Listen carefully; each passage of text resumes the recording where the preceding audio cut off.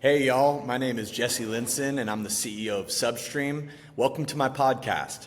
Today I'm joined by Kieran Donovan, the CEO of KID, who's raised over $50 million from top investors like Andreessen and Convoy, and is now leading the charge in building a safer world online for kids and teens. We get into how he started the company and scaled it into a global venture. I hope you enjoy the conversation. We were in between go-karting circuits and we were just jamming on some of the biggest challenges that we were having with global regulation. So I was outside counsel, I was a partner at a law firm. He was in-house leading the privacy team. We've been working together for like 10 years.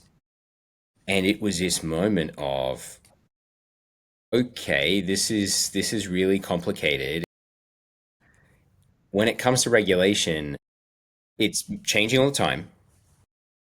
It is, particularly when you're dealing with anything online, any online platform, super complex because you're usually dealing with multiple types of features: ads, chat, loot boxes, you name it, right? All those different things.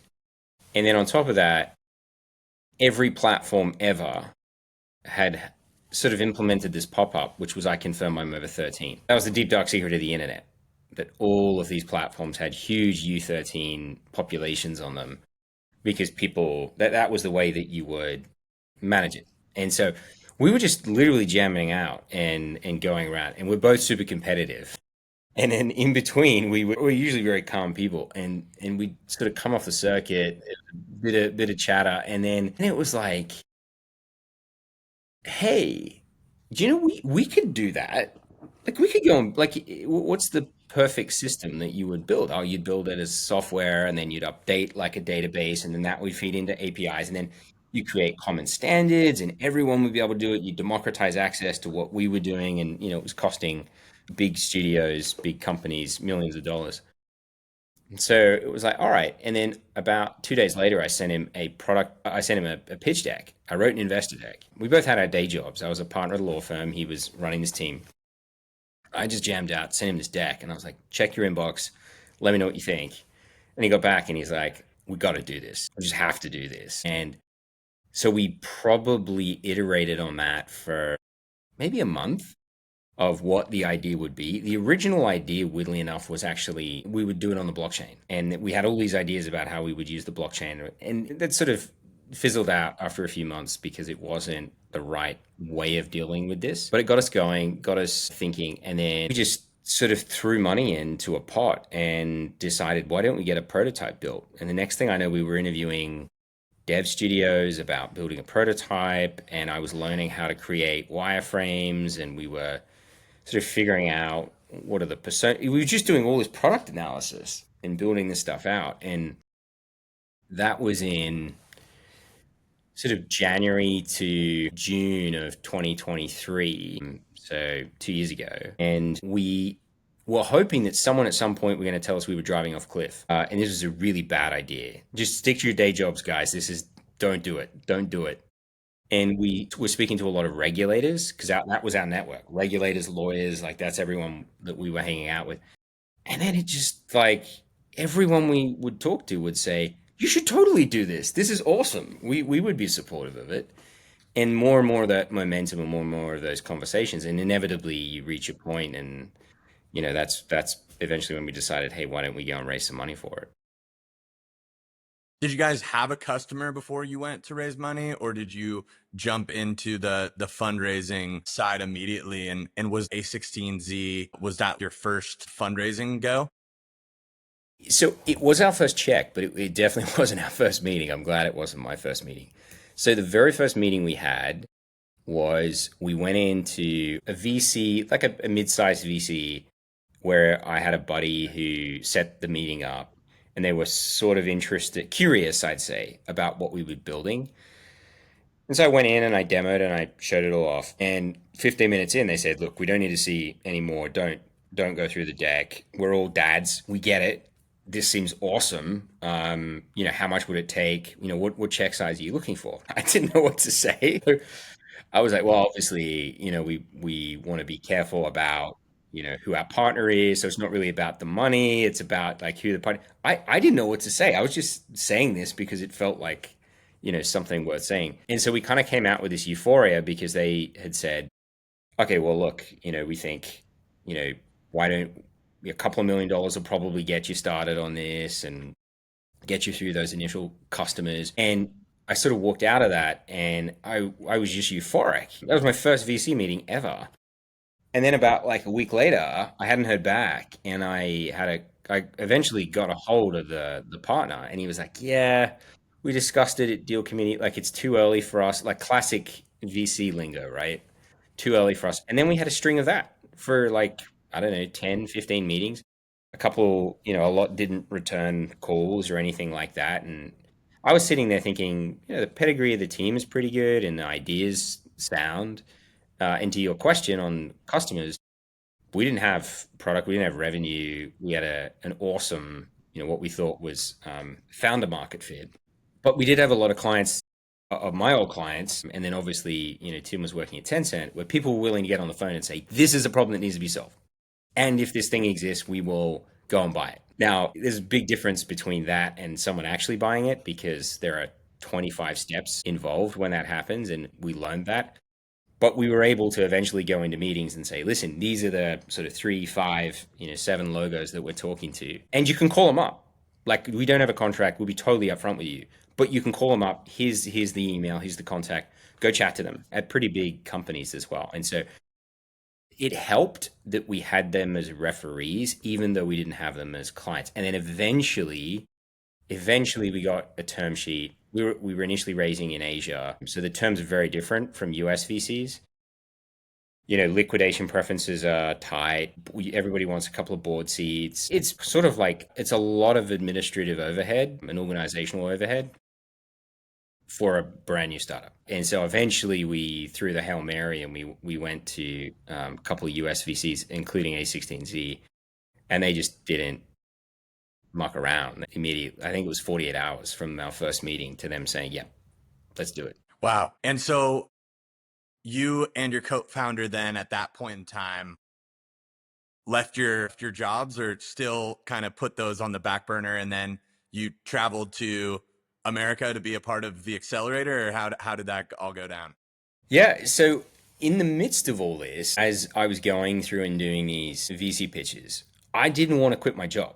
And I didn't want to be CEO of the company. I just didn't. I was like, I've never been a CEO of a company. I don't know what I'm doing. Surely I can find someone who'd be a great CEO of the company. And so I'd been on this hunt for about 3 months to find the CEO of KID. And so I went out to my network and I got introduced to a guy called Jeff Wu. And he had built trust and safety teams at Google and Meta and super well respected in the industry. Amazing, amazing guy. And we totally gelled. And we get to the end of the meeting, and I'm thinking, I found my CEO. Like this dude is super nice, super personable. Yeah, I would get on so well with him. I can keep my job, and then I'll hand the reins over to him. Gets to the end of the meeting, and he says, "Yeah, I'm not your CEO. I totally want to come and work at the company, but I'm not the CEO. But let me ask like a few friends." And so back I went out, and I started chatting to people, um, and eventually got introduced to a guy, Julian Corbett, and he had run a division of Take Two and of Voodoo, big game studios. And I thought, oh yes, wicked! I found the guy. I found the guy to be the CEO. And then he said, okay, this is amazing, and I want to be part of it, but I'm not the CEO. And I was like, damn it! I really thought I had found the person at this point. And then I got a message from a buddy of mine who'd been sort of steering me in the right direction. He was previously the CFO and CEO of a big startup. And he said, dude, would you mind meeting me at your apartment? He kind of lives nearby me. Meet me at your apartment tonight at about like 9 p.m. after the kids are gone down. Sure. All right. No worries. I show up and there's like 11 people there. It was an intervention. And it was an intervention where we went around the room and the one and classic intervention. I didn't know what was going on. It turned out that they wanted to stage an intervention to make sure that I would quit my job and go be CEO of the company. Wow, that's crazy. Yeah. And so after that, then it was cut and dry. You were ready to go. I was off to the US, and then it all happened super quick. It all happened really, really quick. And the next thing I know, speedrun kicked off, and I forget how many flights I took, but it was a lot. I was just flying around. At that point, you have to make it work because you have a little bit of capital, but not, you know that you've got kind of like a couple of years if you stretch it, but then it doesn't take much for things to get in ahead of that. So A16Z happens and you're traveling, meeting different game studios. From there to now, what are the milestones you guys have hit and offices and size of the company at this stage? Yeah, I mean, so we did speed run, and throughout I was zipping around meeting with clients. We signed our first client back in December 2023. And so that took a lot of pressure off because it's amazing when you sign your first deal, right? Because you're like, "Oh, wait, someone wants to buy what I'm selling? That's cool."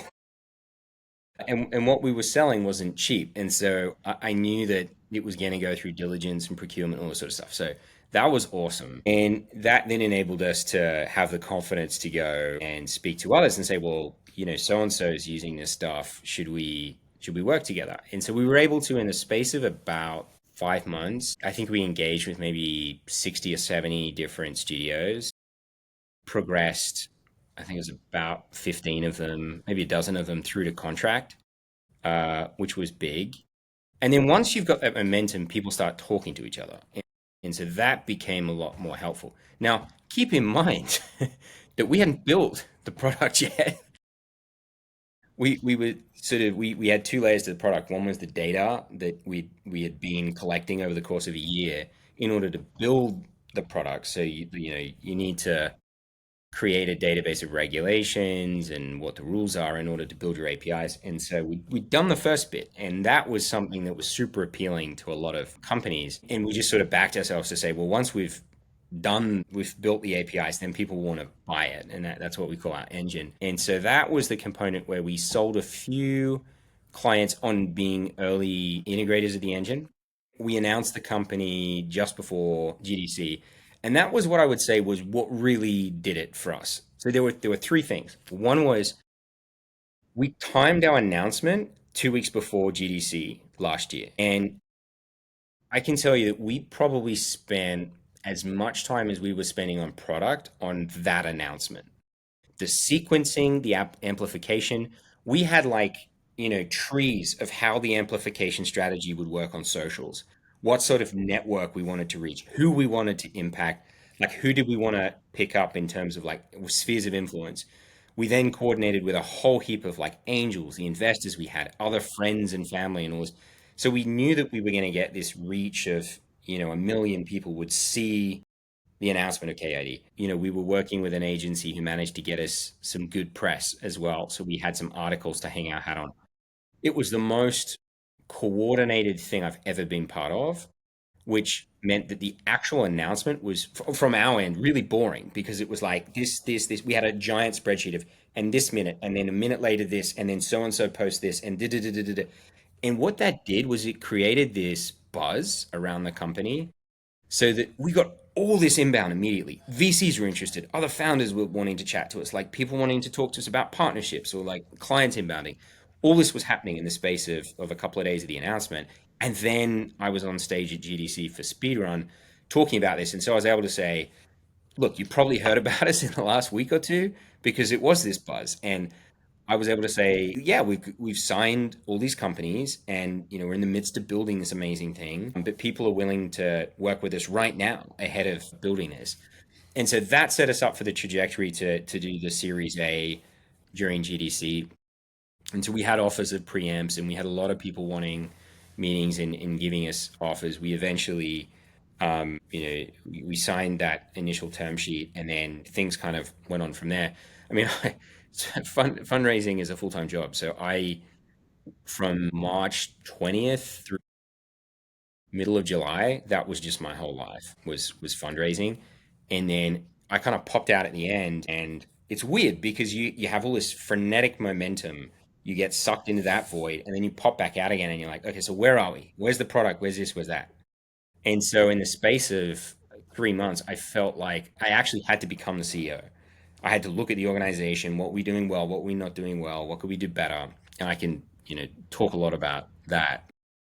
But that enabled us to move very, very quickly because we were iterating quickly.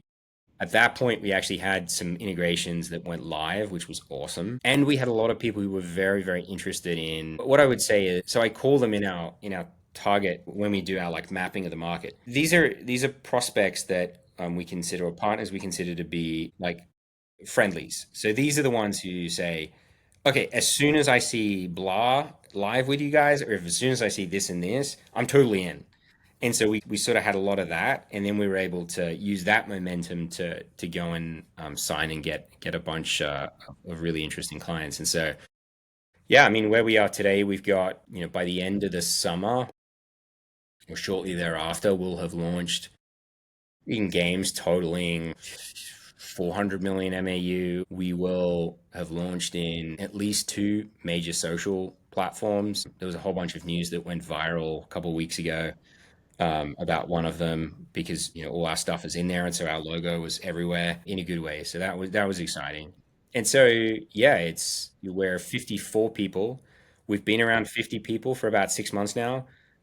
Honestly, AI has played a massive role in that. And I could talk forever about all the AI work we've done, but needless to say that there is just so much that accelerates now. And it's helpful now because we just bounce ideas off it. You want it to pick it apart, everything. Pick it apart this pricing model. Pick apart this like pitch. Pick apart whatever it might be, and you're just iterating so fast now. Yeah, 100%. It's incredible. And so are you guys headquartered in Sydney, or like what's your kind of office map? I wish we were. Singapore?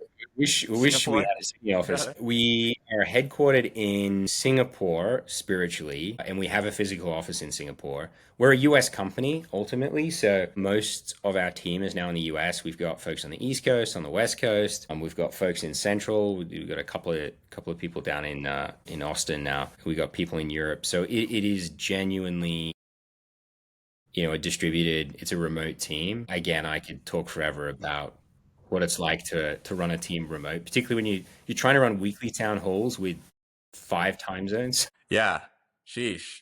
So it's a fully remote, it's like a remote team. There are offices though, and the headquarters are technically in the US. Yeah, it's a good question. I guess technically our headquarters are in Singapore, but all our engineering team is in the US. Our sales team is in the US predominantly. We got people in Japan, we got people in China, and we got a lot of folks in the UK and Europe now. So it the spiritual center where we try and bring everyone together is Singapore. We did that last year to bring everyone together, hoping to do it again this year. So it definitely is the spiritual center of the company. And the fundraising timeline and map, how much have you total raised to date and like throughout the different rounds? And then the quick follow up is, what were the key partnerships that you've developed in the time that we can kind of highlight on the page? Yeah, so the fundraising timeline was we raised our pre-seed round from A16Z, a speed run, in August of 2023. We raised our seed round, which was led by Convoy, in September of 2023. That round was joined by Tirta. Go sit down, Dana. Okay, we're about to be joined. Perfect. Hey, buddy. Jesse. Nice to meet you. We then raised our Series A in May of 2024. Now So super fast. it was really Relatively. fast, really Yeah. really fast. So the pre and the seed we announced together. So I won't break those out, but combined it was 5.4 million, and then the Series A was 45. So just riding after that GDC wave and that influx, it was just like this massive opportunity. So, and then So after that, what were the key like partnerships you alluded to getting some partners on? Are there any specific ones that you think are worth highlighting? Yeah, I mean the big ones. So there's a couple of really big ones. So Gorilla Tag, another Axiom is huge. Obviously, the biggest VR game in the world. We are live in Discord, and that's the one that got plastered all over the press a couple of weeks ago. So that hasn't been announced. However, if you Google that, it comes up everywhere. One, because of the news media, but two, because it's publicly disclosed. That's obviously a massive deployment. I think there'll probably be a press release around about like June. There's enough out there that's legit and sourceable. Supercell, I mean, Supercell, we went live in February, so that's all public. Yeah, and then Parent Connect Substream coming up. I mean, that'll Yeah, be exactly. just another one on the big notch. 100%, dude. Real quick on company culture, especially in like a remote team. What's your philosophy and approach to company culture? Things. One is um, we three things. One is have five core values of the company, which are on our website, which are what everyone lives and breathes. And those are mom, dad, kid, teen, LFG. Mom is mission over me. Dad is distill and delight. Kid is keep innovating daily. Teen is trust and excellence are earned and nurtured. And LFG is let's fearlessly go. You ask anyone in the company what our five core values are, they will tell you the exact same thing. One, because it's easy to remember, but two, because we built out a whole suite of Slack stickers. We recognize those values every single week across the teams. Like it is what brings us together culturally, those values, and we talk about it all the time. The second one is we get people together wherever we can. So we recognize that, okay, we recognize that when you're remote, you need to get people together. And so whenever we do a conference where, okay, sometimes you maybe two people or three people or one person could do it, sometimes you send an extra couple of people because it's good for people to get together and hang out, have dinner, have drinks, that sort of thing. So we do that a lot. And then the third one is that we do get everyone together once a year. So we have separate retreats. There's some quarterly stuff that happens, but then once a year we get everyone together. So this year we're going to Indonesia and we're going camping, glamping as a team. And so all 54 people in the company are showing up to Bintan in Indonesia on an island, and we're just going to hang out for 3 days. Sounds delightful. Yeah, probably gonna have some of those bubble tents. Yeah, The cool exactly. bubbles. Yeah, Exactly. maybe some scuba. I don't know if UFO scuba, but Surfing if I can. okay. And then, yeah, so I guess final two quick questions. So, one, after your latest piece on the lessons learned, knowing when to take advice, you mentioned getting stories and how the stories are really the true kernels of wisdom that people have. In your time period, one, it sounds like the launch was probably like a good lesson learned and story, but are there any stories that stick out to you of things you learned, like hiring dev shops versus like building in house, or like hiring people? Like, curious if you have any stories on those. Yeah, lots on all of the above. Yeah, maybe one that um, I think I've been thinking about a lot lately is, when you're a startup, occasionally you change so much so quickly. Okay, all right. It's great when you have your 3-year-old asking to use an app that you're integrated into. That's when you know. That's when you know Yeah, it's exactly. fully, yeah. Yeah, I think you need to be really flexible when things are moving fast, organizationally, and people's roles shift all the time. One of the things that I never had to deal with as a partner at a law firm, which sounds weird, is hard conversations. Like most of my negotiations were pretty amicable. People, you come up against the same people always. Within the firm, people were always super nice, and so I never really, and people are super smart and hard work. You just never had to have, a hard conversation. And yet, what changed for me when I founded the company was I realized actually I was no longer living in this bubble of, super A type personalities. that were just, nice people. Everyone was really nice, but, people had strengths, people had weaknesses. You're dealing with different disciplines. I wasn't living in this small bubble. And so I've had to do things that have had to test my personality.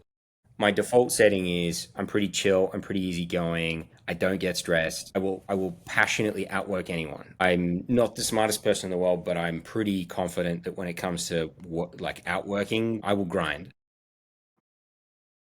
And that is something that is, do you know what it is? It's moving into that founder sort of CEO type role or founder role really is you just always, always, always have to trust your gut and your instinct. And I've had instincts on things a couple of times where I'm like, I should step in, I should do this, I should do that. And then I don't. And then I inevitably circle back and I'm like, oh, had I stepped in at that time? And so I've become more confident in asserting my point of view sooner. I've also gotten to the point where um, I will have hard conversations much earlier. And I had to design an organization initially that compensated for the fact that I wasn't great at having hard conversations. And so you can do that in a whole bunch of different ways. One of them was that I had a couple of people who were really close to me who were really good at having hard conversations. And so they would sort of help handle a lot of that. And eventually I'm like, no, no, no, I have to learn to do this. And that's something where actually I think organizationally, directionally as a company, we're really fine tuned right now because you confront areas of your personality that you haven't before. Were there any like breakthroughs for you for how to hold those, or was it just like kind of practice makes perfect and just like getting reps in? I'd say fake it till you make it. Yeah. Yeah, that's all it is. And there's plenty of stuff out there that helps with that. I think you instinctively know when something's not working, right? Everybody knows that, and it's really easy to put your hand up and say, "Oh, this isn't working." And so what I found is that what I'm really good at is when something isn't working, I will block and tackle that and find a way to make it work, or find a way to find a workaround. And that's something that has helped us because we've maneuvered organizationally. We're always in this perpetual state of like reorganization. Super interesting. All right. So the final question, and maybe it's a good segue into our next conversation about the personal page, but how do you go from being a screenwriter to lawyer? What was that change up for you? And is there a KID Kieran Donovan screenwrite on route? I mean, with AI, it's a totally different world. I'm not sure I'd be up for it. Yeah, I mean, I always wanted to do. I love being creative. I love writing. I've written stories since I was a little kid. Really, really loved it. Got into screenwriting when I was a teen in high school. I was writing stuff. Just it would resonate with people, and they'd say, "Hey, like, you got some talent here. This is really good." And when people are telling you that you're good at something, you lean into it. I really had some amazing people who encouraged and fanned the flames on that. So I only went to law school as a backup. That's the truth. I wanted to go and do screenwriting as a career, but out in Australia, there's not a lot of movies that get produced, and there's not a lot that you can make in terms of money in it. I ended up going to law school at the same time. Got to the end of that, decided, no, I don't really want to do this law thing. I'd done an internship at a law firm, wasn't sort of a super fan. Enjoyed the intellectual challenge, but not, you know, um, I just felt like there was an untapped calling that I had, and so I packed my bags and I went to the U.S. and tried to make it as a screenwriter. And yeah, like things were moving, but it is a really, really challenging world because you're just writing and you're doing it in isolation. You're hoping that people will like it, and inevitably you get feedback, and not everyone likes it. And you don't know whether that's because you suck or because maybe it's just not to their liking. And so there was a lot of that. But things are going well. I had an amazing experience with it. And then eventually I ran out of money and I had to call the law firm that I'd interned at and say, hey, about that job. Could I do that? And so ended up doing that. And so I practiced for a few years in Sydney and then moved to London, with a big US law firm, which was a whole other experience. But throughout my whole career, I've always been creative. So I think that's why I ended up building my own practice out in Hong Kong because I love the space, the creativity, ability to build. I've always loved that. And so I built the practice from the ground up.